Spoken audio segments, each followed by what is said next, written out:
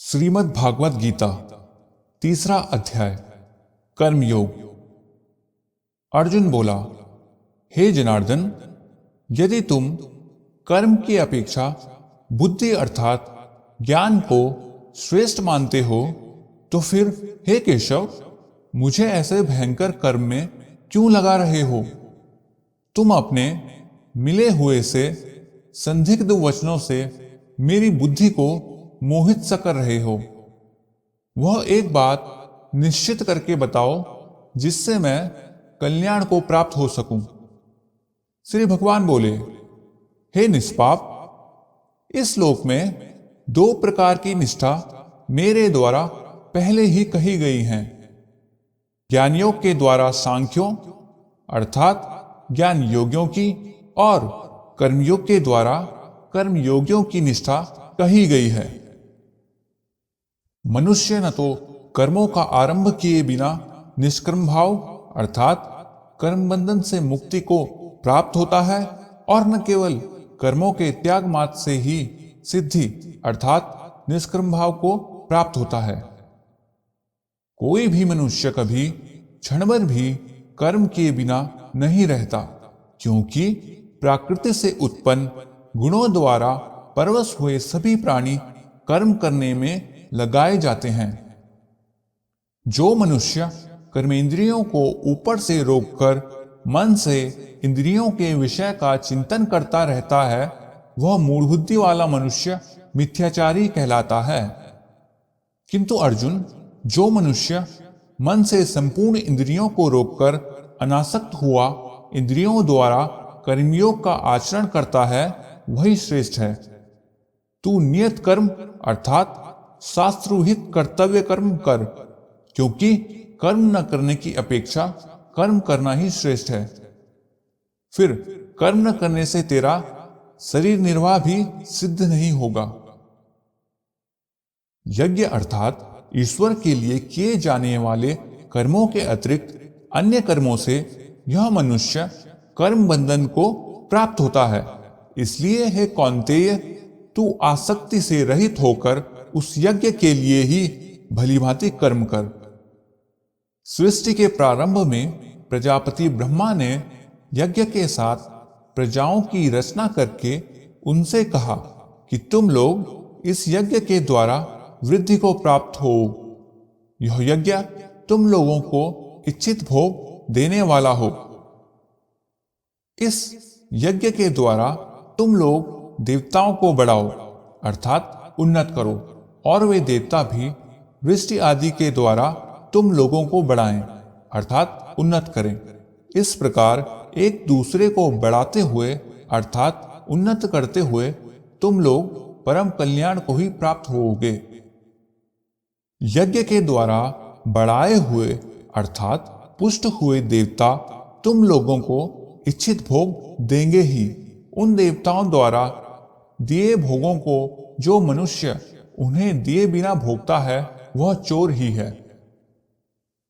यज्ञ के अवशिष्ट प्रसाद रूप अन्न को खाने वाले सज्जन समस्त पापों से मुक्त हो जाते हैं, किंतु जो केवल अपने लिए ही पकाते हैं, वे पापी लोग पाप को ही खाते हैं।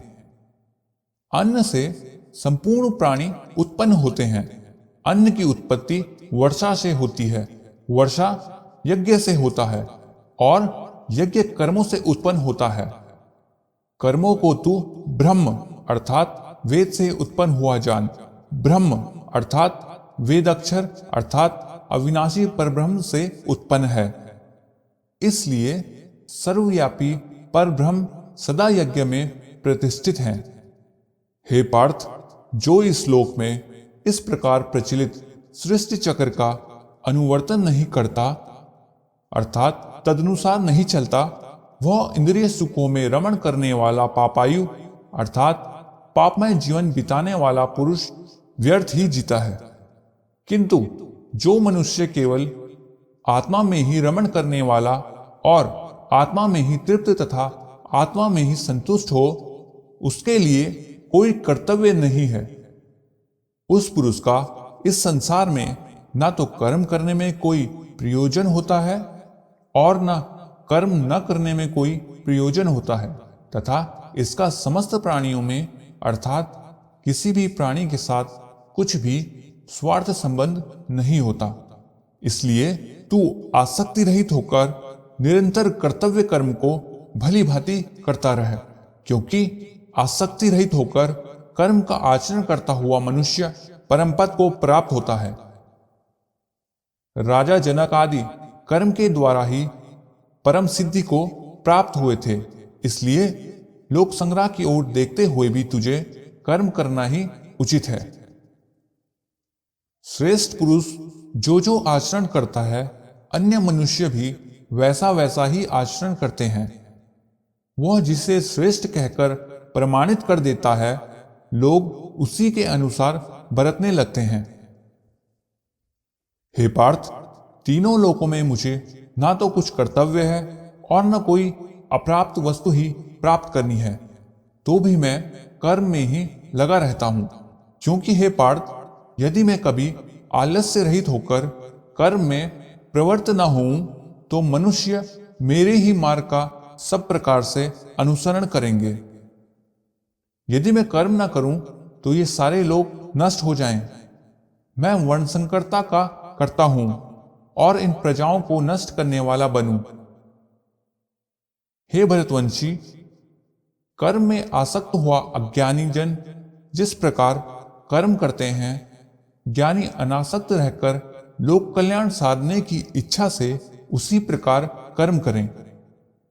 ज्ञानी कर्मों में आसक्ति वाले अज्ञानियों में बुद्धि भेद उत्पन्न ना करें, बल्कि स्वयं सावधान होकर समस्त कर्मों का भली भांति आचरण करता हुआ उनसे भी वैसा ही करवाएं। वास्तव में समस्त कर्म सब प्रकार से प्रकृति के गुणों द्वारा ही किए जाते हैं। फिर भी जिसका चित्त अहंकार से विमूढ़ हो रहा है वह व्यक्ति समझता है कि मैं ही करता हूं। किंतु हे महाबाहो, गुण विभाग और कर्म विभाग के तत्वों को जानने वाला ज्ञानी पुरुष यह समझकर कि गुण ही गुणों में बरत रहे हैं, अर्थात तीन गुणों से उत्पन्न अंतकरण सहित इंद्रियां इन्हीं गुणों से उत्पन्न विषयों में बरत रही है, उनमें आसक्त नहीं होता। प्रकृति के गुणों से अत्यंत मोहित हुआ मनुष्य गुणों में और कर्मों में आसक्त रहते हैं। उन मनबुद्धि वाले अल्पज्ञ मनुष्यों को पूर्णतः जानने वाला ज्ञानी विचलित ना करे। समस्त कर्मों को अध्यात्म चित्त द्वारा अर्थात आत्मस्वरूप में लगे हुए चित्त द्वारा मुझमें अर्पित करके आशा रहित, ममता रहित और संताप रहित होकर तू युद्ध कर। जो मनुष्य श्रद्धायुक्त तथा दोष दृष्टि से रहित होकर मेरे इस मत का सदा अनुसरण करते हैं वे भी समस्त कर्मों से मुक्त हो जाते हैं। किंतु जो दोष दृष्टि से युक्त होकर मेरे इस मत का अनुसरण नहीं करते उन मूर्खों को तू समस्त ज्ञानों में मूढ़ और विनिष्ट हुआ ही समझ। ज्ञानवान व्यक्ति भी अपनी प्रकृति के अनुसार कार्य करता है। सभी प्राणी प्रकृति को प्राप्त होते हैं, अर्थात अपने स्वभाव का ही अनुसरण करते हैं। ऐसी स्थिति में किसी का हठ या शासन क्या करेगा? प्रत्येक इंद्रियों के विषय में राग और द्वेष स्थित हैं। इन दोनों के वश में नहीं होना चाहिए, क्योंकि वे ही इस जीव के परमपंथी हैं, अर्थात कल्याण मार्ग में विघ्न करने वाले शत्रु हैं। उत्तम रीति से अनुष्ठान किए गए परधर्म की अपेक्षा अपना धर्म गुण रहित होने पर भी अधिक श्रेष्ठ है। अपने धर्म में तो मरना भी कल्याणकारी है, पर दूसरे का धर्म भयकारक है। अर्जुन बोला, हे कृष्ण, तो फिर किसके द्वारा प्रेरित होकर यह मनुष्य स्वयं न चाहता हुआ भी बलपूर्वक लगाए हुए की तरह पाप का आचरण करता है? श्री भगवान बोले, रजोगुण से उत्पन्न यह काम है, यही क्रोध है। यह बहुत खाने वाला अर्थात भोगों से भी तृप्त न होने वाला और महापापी है।